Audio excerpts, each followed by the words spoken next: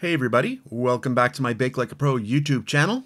I'm going to show you how to make chocolate peanut butter blobs. They're not the greatest looking, but they're really yummy to eat. For today's tutorial, I'm using dark chocolate. Mine is tempered, but you do not need to use tempered chocolate.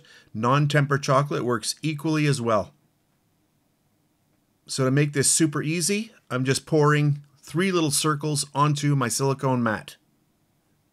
Now for my tutorial, I am using an airbrush to spread the chocolate out, but you can use the back of a spoon. That works equally as well. Let the chocolate set or dry. Once you see the chocolate has dried enough, you can now apply your peanut butter.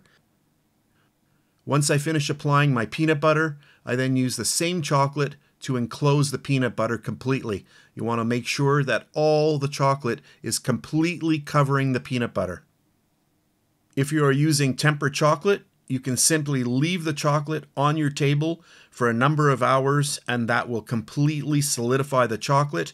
Or if you want to do this really fast, you can place the silicone mat with your chocolate into the fridge for about 10 minutes and that will completely solidify the chocolate. And then for our last step, we'll cut into the chocolate and you can see that nice peanut butter filling. And just a little tip, use a little bit more chocolate on the top than I did in my tutorial here, and that will make them look that much better. And if you've seen some of my other videos, I have a little brass stamp.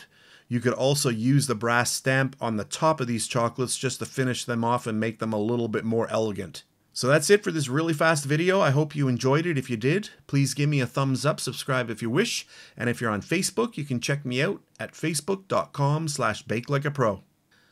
And please subscribe to my Bake Like a Pro YouTube channel and also click that notification bell to be alerted every time I upload a brand new video. If you made it this far, thank you very much for watching.